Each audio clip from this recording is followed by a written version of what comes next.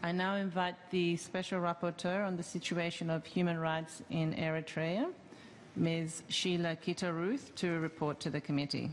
Ms. Kita-Ruth, you have the floor. Madam President, distinguished delegates, ladies and gentlemen, for the second time, I provide an update on the dire human rights situation in Eritrea, resulting in mass departures of 4,000 monthly. I congratulate the government of Eritrea for its accession to the UN Convention Against Torture in September 2014. I hope Eritrea will take the required effective legislative, administrative and judicial measures to prevent acts of torture. I urge the government to also accept the inquiry procedure under Article 20 of the Convention and to accede to its optional protocol establishing a system whereby independent monitors regularly visit places of detention. I have welcomed Eritrea's high-level engagement in its second Universal Periodic Review in February. Nonetheless, Eritrea's poor performance in implementing the recommendations from the first review and its selective approach to those during the second round demonstrates a lack of goodwill in addressing the prevailing serious human rights situation. I encourage the government of Eritrea to reconsider accepting the remaining recommendations, namely those dealing with torture, following its accession to the Convention Against Torture. Excellencies, regretfully, the Eritrean government continues to deny me access into the country. Since taking up my mandate, I sent requests to 23 other countries. 5 member states allowed me to interview Eritrean refugees and migrants on their territories for my second round of reporting. I have 2 outstanding invitations, which, should the security situation permit, I am keen to accept. I appeal to the other 14 countries that still have not responded or responded negatively to grant me access to facilitate the delivery of my mandate. Distinguished delegates, let me now turn to the findings of my recent visit to Italy from the 22nd to 26th September of this year, and those contained in my second report. I continue to be concerned about persisting systematic and widespread violations in Eritrea, compelling thousands to seek refuge outside their country. Eritreans are fleeing indefinite forced conscription and violations in the context of the national service, arbitrary arrest and detention, incommunicado detention, inhumane prison conditions, extrajudicial killings, disappearances and torture, especially following the attempted coup on 21st January 2013, the Forto incident. An unknown number of people, though some quote as many as 800, including public figures, were reportedly arrested and detained with no information as to their whereabouts, nor have they appeared before any court of law. I also collected testimonies detailing the deteriorating economic situation. Many families would find it difficult to survive without support from the diaspora. According to the recently released Global Hunger Index from 2014, the level of hunger in Eritrea is extremely alarming. Poor health care and lack of adequate medication leaves treatment in neighboring countries as the only option, yet unaffordable for many. Power cuts, fuel and water shortages are also common occurrences. Excellencies, the distressing human rights situation in the country has spurred thousands of Eritreans to flee, despite life-threatening risk during flight. Violations experienced during the flight require urgent and in-depth examination in another context. The number of Eritrean asylum seekers and refugees crossing into neighboring countries has increased considerably, with 4,000 monthly compared to 2,000 last year.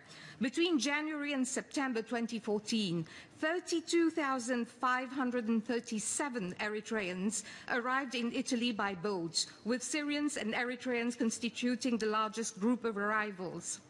In June 2014, UNHCR noted that the number of Eritrean asylum seekers has reached unprecedented levels. The increase in Eritrean asylum claims was particularly significant during the third quarter of 2014, when 14,600 applied for asylum in 44 industrialized countries, the highest quarterly level for this nationality ever recorded.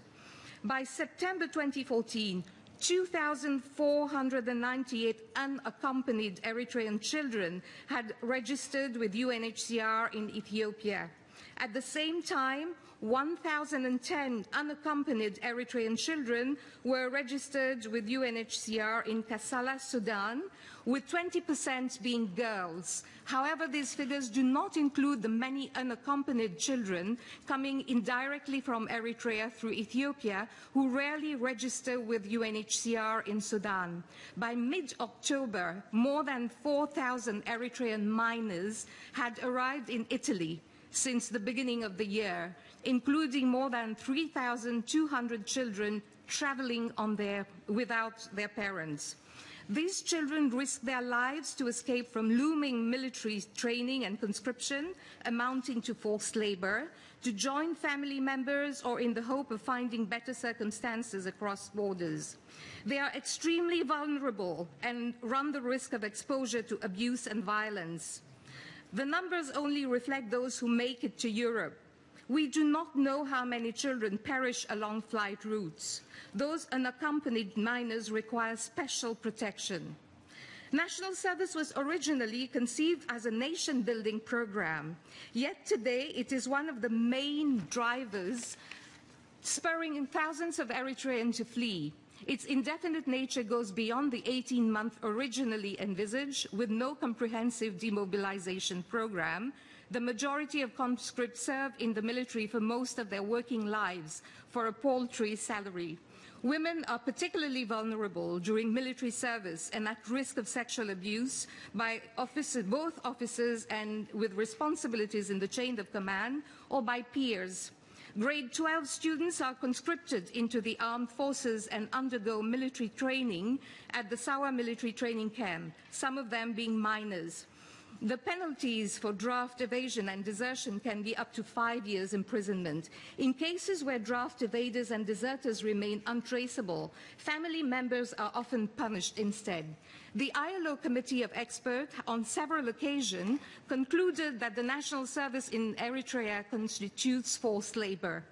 Excellencies, while recommendations are detailed in my report, I once again call on the Eritrean government to end the indefinite national service, limiting it to strictly 18 months as originally envisaged, to stop the militarization of secondary education, requiring students to spend 3 months during their 12th grade at the Sawa military training camp, to stop punishing family members of draft evaders and deserters, to put in place a comprehensive demobilization program.